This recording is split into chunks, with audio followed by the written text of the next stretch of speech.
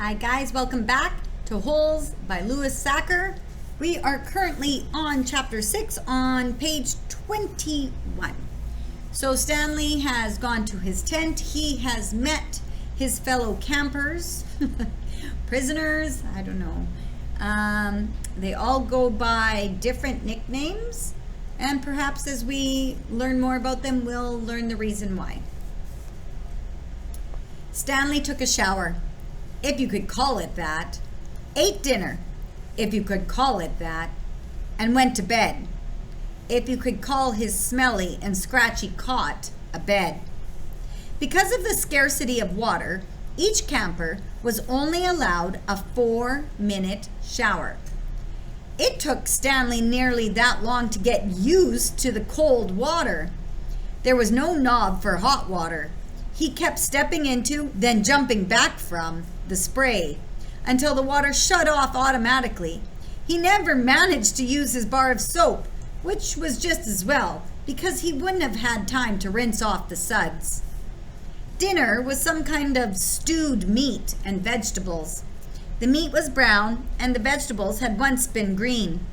Everything tasted pretty much the same. He ate it all and used his slice of white bread to mop up the juice. Stanley had never been one to leave food on his plate, no matter how it tasted. "What do you do?" one of the campers asked him. At first, Stanley didn't know what he meant. "They sent you here for a reason." "Oh," he realized, "I stole a pair of sneakers." The other boys thought that was funny. Stanley wasn't sure why. Maybe because their crimes were a lot worse than stealing shoes. "From a store? Or were they on someone's feet?" asked Squid. Neither," Stanley answered. "They belonged to Clyde Livingston." Nobody believed him. "Sweet feet," said X-Ray. "Yeah, right." "No way," said Squid. Now, as Stanley lay on his cot, he thought it was kind of funny in a way. Nobody had believed him when he said he was innocent. Now, when he said he stole them, nobody believed him either. Clyde Sweetfeet Livingston was a famous baseball player. He led the American League in stolen bases over the last 3 years. He was also the only player in history to ever hit 4 triples in one game. So a triple in baseball means when you hit the ball and you run all the way from first to second to third. So it's hard to get a triple. Stanley had a poster of him hanging on the wall of his bedroom. He used to have the poster anyway. He didn't know where it was now. It had been taken by the police and was used as evidence of his guilt in the courtroom. Clyde Livingston also came to court. In spite of everything, when Stanley found out that Sweetfeet was going to be there, he was actually excited about the prospect of meeting his hero. Clyde Livingston testified that they were his sneakers and that he had donated them to help raise money for the homeless shelter. He said he couldn't imagine what kind of horrible person would steal from homeless children. That was the worst part for Stanley. His hero thought he was a no-good, dirty, rotten thief. As Stanley tried to turn over on his cot, he was afraid it was going to collapse under all his weight. He barely fit in it. When he finally managed to roll over on his stomach, the smell was so bad that he had to turn over again and try sleeping on his back. The cot smelled like sour milk. Though it was night, the air was still very warm. Armpit was snoring 2 cots away. Back at school, a bully named Derek Dunn used to torment Stanley. The teachers never took Stanley's complaints seriously because Derek was so much smaller than Stanley. Some teachers even seemed to find it amusing that a little kid like Derek could pick on someone as big as Stanley. On the day Stanley was arrested, Derek had taken Stanley's notebook and, after a long game of come and get it, finally dropped it in the toilet in the boys' restroom. By the time Stanley retrieved it, he had missed his bus and had to walk home. This is something that's really important here. Okay, Louise Sachar is talking about how we at times as a society, as people, we do judge people on how they look. And we know Stanley is big and he's overweight for his size. He's a big kid. And Stanley is being bullied by a littler person, Derek, who seems to be smaller than Stanley. And so when Stanley would go and bring his complaints to the teachers and say, hey, Derek is bothering me, the teachers thought it was funny because Derek was smaller. No matter what your size is, you still can't be mean to people. And this is really sad. It's sad that somebody like Stanley, who probably, if he had fought back physically, could have hurt Derek. Stanley chose not to do that. He chose to always put up with what Derek was doing and saying, and he would try to ask the teachers for help. And nobody believed him because he was bigger. And that's not right. No matter what your size is, who's bigger or who's smaller, nobody should be unkind to anybody else. It was while he was walking home, carrying his wet notebook, with the prospect of having to copy the ruined pages, that the sneakers fell from the sky. I was walking home, and the sneakers fell from the sky, he had told the judge. One hit me on the head. What? It had hurt too. They hadn't exactly fallen from the sky.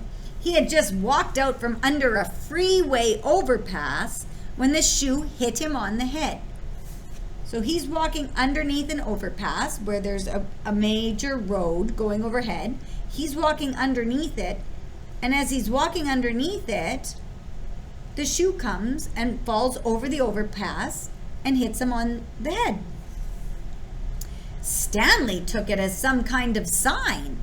His father had been trying to figure out a way to recycle old sneakers, and suddenly a pair of sneakers fell on top of him, seemingly out of nowhere, like a gift from God. Naturally, he had no way of knowing they belonged to Clyde Livingston. In fact, the shoes were anything but sweet. Whoever had worn them had a bad case of foot odor.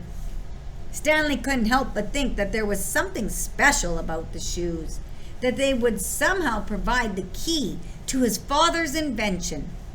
It was too much of a coincidence to be a mere accident. Stanley had felt like he was holding destiny's shoes. He ran. Thinking back now, he wasn't sure why he ran. Maybe he was in a hurry to bring the shoes to his father. Or maybe he was trying to run away from his miserable and humiliating day at school. A patrol car pulled alongside him. A policeman asked him why he was running. Then he took the shoes and made a call on his radio. Shortly thereafter, Stanley was arrested. Okay, so Stanley's running away with this pair of shoes that's been donated to make money for homeless children. So he does look like he's stolen the shoes. Looks like he stole them and took off running. He looks guilty. And again, that comes back to the difference between how things look and what is real. It turned out the sneakers had been stolen from a display at the homeless shelter. That evening, rich people were going to come to the shelter and pay $100 to eat the food that the poor people ate every day for free. Clyde Livingston, who had once lived at the shelter when he was younger, was going to speak and sign autographs. His shoes would be auctioned, and it was expected that they would sell for over $5,000. All the money would go to help the homeless. Because of the baseball schedule, Stanley's trial was delayed several months. His parents couldn't afford a lawyer. "You don't need a lawyer," his mother had said. "Just tell the truth." Stanley told the truth, but perhaps it would have been better if he had lied a little. He could have said he found the shoes in the street. No one believed they fell from the sky. It wasn't destiny, he realized. It was his no-good, dirty, rotten, pig-stealing great-great-grandfather. The judge called Stanley's crime despicable. The shoes were valued at over $5,000. It was money that would provide food and shelter for the homeless. And you stole that from them, just so you could have a souvenir. The judge said that there was an opening at Camp Green Lake, and he suggested that the discipline of the camp might improve Stanley's character. It was either that or jail. Stanley's parents asked if they could have some time to find out more about Camp Green Lake, but the judge advised them to make a quick decision. Vacancies don't last long at Camp Green Lake. So off Stanley is sent to Camp Green Lake for stealing a pair of shoes that he didn't steal. They somehow did fall from the freeway and hit Stanley on the head, and he thought it was a sign, and he was going to somehow help his dad solve his recycling sneakers problem with it. And so here Stanley was caught. Wrong place, wrong time, and is now sent to Camp Green Lake. All right, that's chapter 6. We'll join for chapter 7 next video. Bye, guys.